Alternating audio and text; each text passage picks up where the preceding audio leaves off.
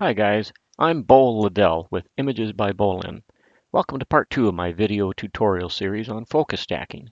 In the previous video, I reviewed concepts that provide a good foundation if you're interested in maximizing your depth and sharpness of detail in the digital age, regardless of whether you're interested in focus stacking. However, I didn't describe the focus stacking technique, nor provide examples or scenarios where you might want to use focus stacking, so I'll tackle that in this video.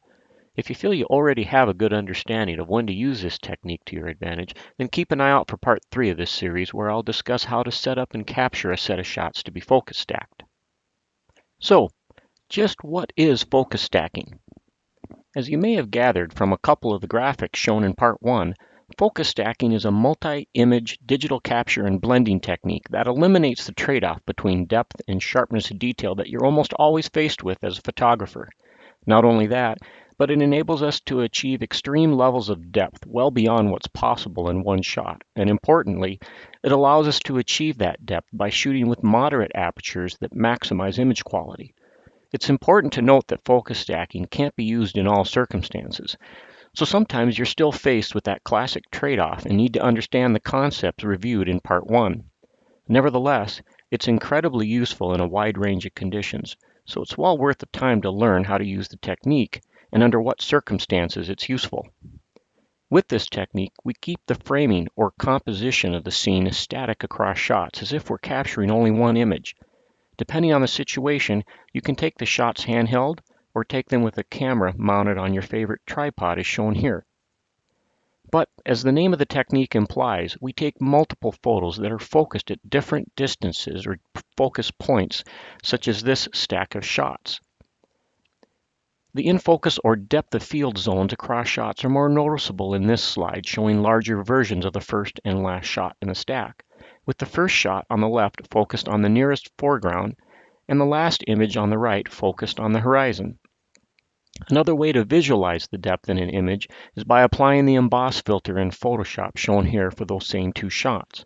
While there is an actual focus point in each of these two shots, these show clearly that the different focus points really represent zones where things appear in focus more or less.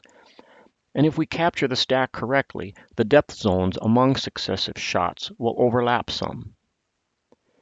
The pixels within each photo that appear most in focus are later blended manually or composited automatically with image editing software using layer masks, such as the manually brushed masks shown here for the two closest focused images, as shown here for the two middle ground focused images, and as shown here with the final background focused shot with mask on the left to produce the final manually blended results shown on the right with extreme depth and sharpness.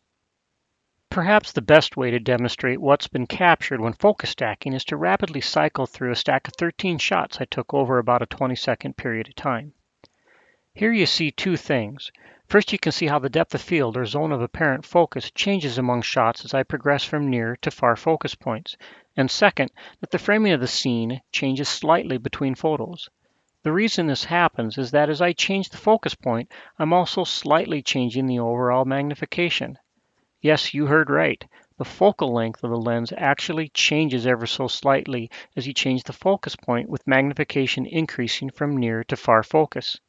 Not to worry, this won't be a problem, but it's something to be aware of during the planning and execution of a focus stack so that you don't risk having to crop out part of the scene you don't want to exclude from the final composition. There's also a number of other factors and limitations to consider when using this technique that I'll cover in part 3 of this video series. Fortunately, when the conditions are right, focus stacking can be done with any camera, including mobile devices, provided you can control the focus point between shots. In addition, using this technique can be as simple or as complicated as the situation and your goals dictate. It should be clear now why focus stacking is useful, and during the rest of this video, I'll show additional examples and demonstrate situations when the technique has worked to my advantage. First, I'll talk about how I use the technique when shooting landscapes. While I certainly try to capture a scene in one shot if possible, one of the goals I have for most of my photos is to generate a large format print with great depth, sharpness, and overall image quality. In general, if I'm not dealing with a high dynamic range scene necessitating exposure bracketing, or a composition requiring that I make a stitched panorama, And if there's nothing else about the composition, subject, or gear I'm using that precludes the possibility of achieving in one shot the depth and sharpness I want to portray, then I'll certainly take just one shot, as shown here, so that I can move on to explore another scene and thereby maximize my productivity. But if I can't achieve the foreground depth and sharpness I want in just one shot, as shown in the foreground trees here, then focus stacking is what I'll immediately start thinking about. This photo demonstrates a frequent situation I encounter when shooting landscapes on the go.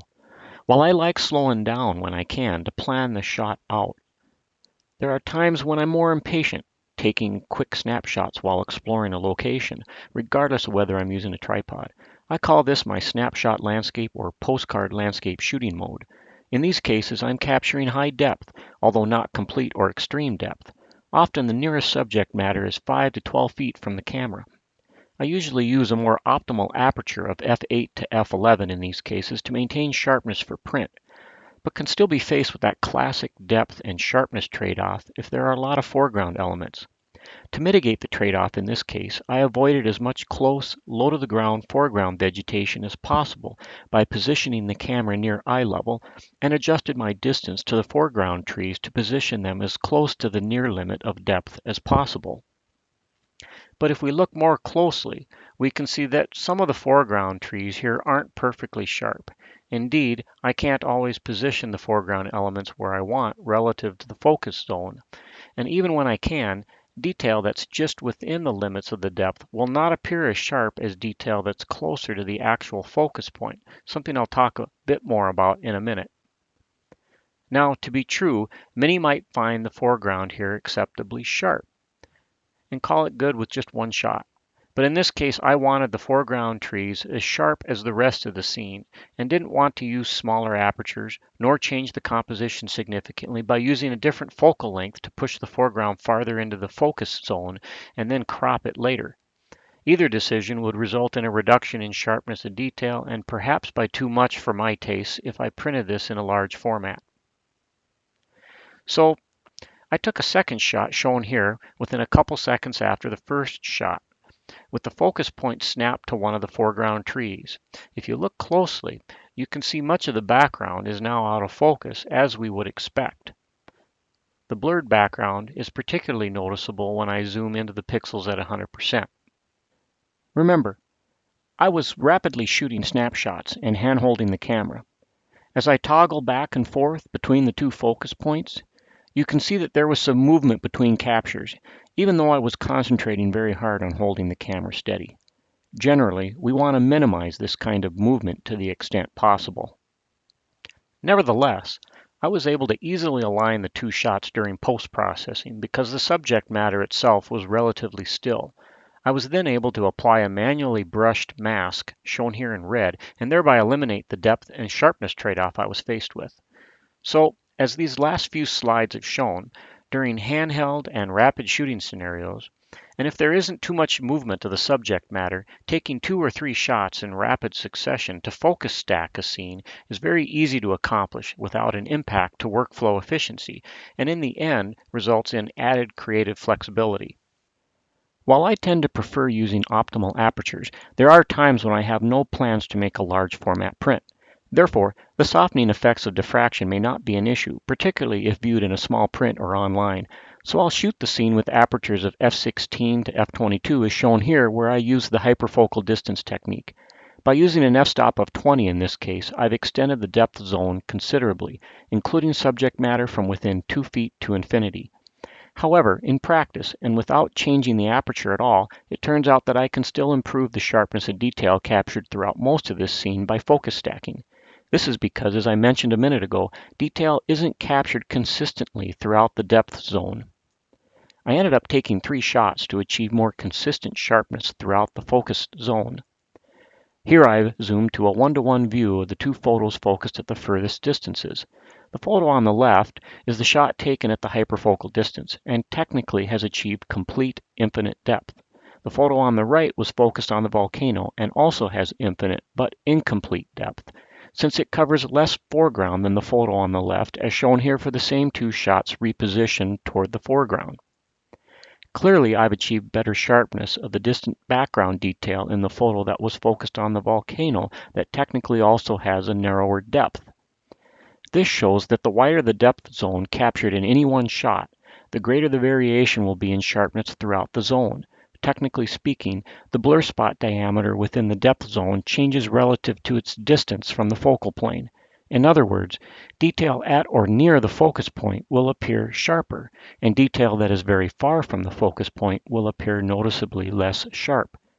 Anyone who routinely uses hyperfocal distance technique to capture a scene in one shot and scrutinizes their pixel quality knows this dynamic all too well.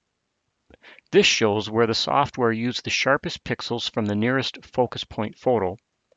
Here showing the pixels masked in from the photo focused at the hyperfocal distance, and here showing the pixels used when focused on the background, to achieve this final blended result where the sharpness of detail was rendered more consistently throughout the image.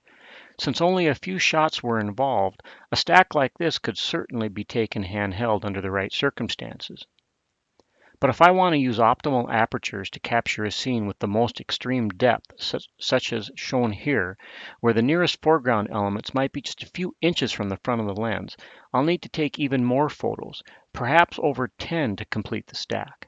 Once a stack involves more than 3 or 4 photos, it's usually best to shoot off a tripod if you can, since it's almost impossible to keep the framing consistent enough when hand-holding so many shots and still be able to align and blend the photos during post-processing. So that pretty well covers the more common situations where I've used focus stacking to my advantage when shooting landscapes. But there are some other specialized digital landscape shooting techniques that focus stacking can be integrated with to further expand the creative options that you have available. Many landscape scenes are taken with extreme lighting, where the scene's dynamic range can't be captured completely in one exposure by the sensor. Thus, photographers use what's known as high dynamic range, or HDR, capture and processing techniques to more accurately render the range of light our eyes see without blocking the shadows or clipping the highlights too much. Issues associated with the classic depth and sharpness trade-off are still present, so with some additional forethought and the right circumstances, focus stacking techniques can be used to improve depth and sharpness of HDR imagery as well. This is a set of 39 photos of the scene I showed in the focus stack time lapse earlier.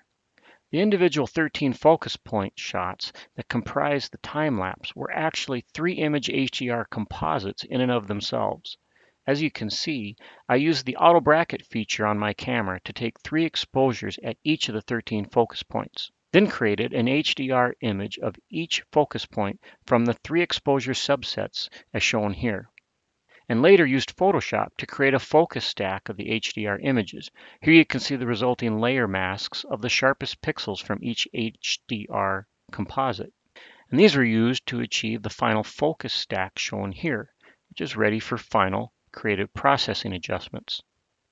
This set of 8 photos shows another focus stack set of an HDR scene. However, the process used to achieve the final result in this case was slightly different and took less time to capture compared to exposure bracketing each focus point, which can be important if lighting or wind conditions are changing quickly. I demonstrated how to process this type of HDR photo in parts 1 and 2 of my Introduction to Exposure Blending video series. Since the extreme dark and light portions of the scene are separated by a well-defined boundary, the horizon in this case, there is no need to take multiple exposures at each focus distance. Instead, I took one shot at each distance with a constant exposure, optimized for the shadows, which in this case included almost all of the land, and then took a final shot focused on the horizon, but with the exposure optimized for the sky and volcano. To achieve the final result shown here, I first aligned all the photos after importing them into Photoshop, then focus stacked the 7 shots that were exposed for the shadows, and finally blended the exposure optimized for the sky with the merged, stacked composite using standard masking techniques. The final landscape shooting scenario that I'll talk about is making multi-image, high-resolution stitched panoramas. Again, the depth and sharpness trade-off is ever present and may even be more of an issue when shooting stitched panoramas, since I often make these using longer focal lengths to achieve better resolution of distant detail, and also might want to reproduce these at extreme sizes that exceed 8 feet wide. As shown in this set of 21 photos, I usually take these with the camera oriented vertically so that I can still achieve a wide field of view from front to back as if I were using a wide angle lens. But bringing in more foreground subject matter means I'll end up with some out of focus vegetation in this case. So long as I plan accordingly though, and work quickly in case conditions change, I can take a second or even third shot at different focus points for each position in the panorama where I have out of focus foreground vegetation. During processing, I'll first stack each frame and then import each stacked image into my favorite panorama stitching application, which will give me a good baseline stitched and focus stacked panorama ready for any final creative processing steps. Now I'll change gears a bit to demonstrate where focus stacking really shines, namely with close-up and macro photography. If you're interested in the outdoors, don't forget that there's a compelling world below your waist and under our feet that's all too often overlooked. But from the standpoint of exploring composition, texture, and abstract shapes, there's a lot of opportunity that the little obscure subjects in our world provide. One good example is vegetation, particularly wildflowers. They're particularly popular, beautiful subjects to capture. Also, for me specifically as a biologist, I'm always taking a lot of photos of plants in general for identification purposes, to document the habitats I manage, and for various outreach purposes. But as shown here, due to the impacts of magnification and close focus distance on depth described in part 1, until recent years it's been essentially impossible to capture these subjects up close at full resolution with sufficient depth. Here you see that a large portion of the top and bottom petals of this lady slipper is out of focus. This is where the advent of focus stacking has opened up a whole new set of possibilities for those who do close-up work. On the left is an example of a photo of a purple-fringed orchid. If using telephoto focal lengths, I can't capture enough of the flower's raceme in the depth zone no matter what aperture I use. But as shown on the right, using focus stacking techniques, I can dial in the exact amount of the subject I want in the focus zone using optimal aperture settings. I take most of my close-up shots with a tripod since I usually have to capture more than 3 focus points to achieve what I'm after. However, provided there isn't too much wind and you execute technique properly, you can take these shots handheld as I did here when shooting this 4-image stack of a wood lily. Here's another common scenario I encounter all the time, namely subject matter at ground level. It could be just about anything we could find underfoot. In this case, very interesting texture of moss on the forest floor that required 9 shots to capture correctly. For these types of shots, I have to get exceedingly close if using a wide-angle lens, or I must use a telephoto lens focused at its minimum distance to get the framing I want. In the process, I get a very thin depth zone in each individual shot as shown here. Fortunately, most of the subject matter underfoot isn't affected by wind, so as long as I have a tripod, I can easily capture this subject with a focus stack without having to worry about subject movement. The final example I'll show involves macro photography. This is probably where the technique is used the most across many different disciplines, including scientific and artistic professions. There is a lot of specialized gear for doing macro work, but by using either a lens with macro capability or purchasing inexpensive extension tubes, which will turn almost any lens into one with macro capabilities, the average photographer can explore this genre at will. Macro photography pushes the magnification and focus distances to the limits in regards to the impacts on depth of field. Thus, most focus stacks involving macro work are comprised of a very great many shots, such as shown here, of a set of 62 images I took of my wife's anniversary roses using a 50mm lens with extension tube. Obviously, this requires the use of a tripod, a fair amount of time to take all the shots needed, the ability to control lighting, and absolutely no subject movement whatsoever. As you might guess, most of this type of work is done in a studio setting, but the results can be stellar nonetheless. So, that pretty well covers all the situations where I've pulled focus stacking from my creative toolbox to extend the depth and sharpness in many of my photos. If you're interested in using these techniques, stay tuned for part 3 in this video series, where I'll cover the steps and some tips to capturing focus stacks. I hope you found something useful in this tutorial. If you have any questions about what I covered, feel free to send me an email at imagesbybolin@charter.net. You can add a comment below this video or you can visit my website at imagesbybeaulin.com and click on the Contacts link. Thanks for watching.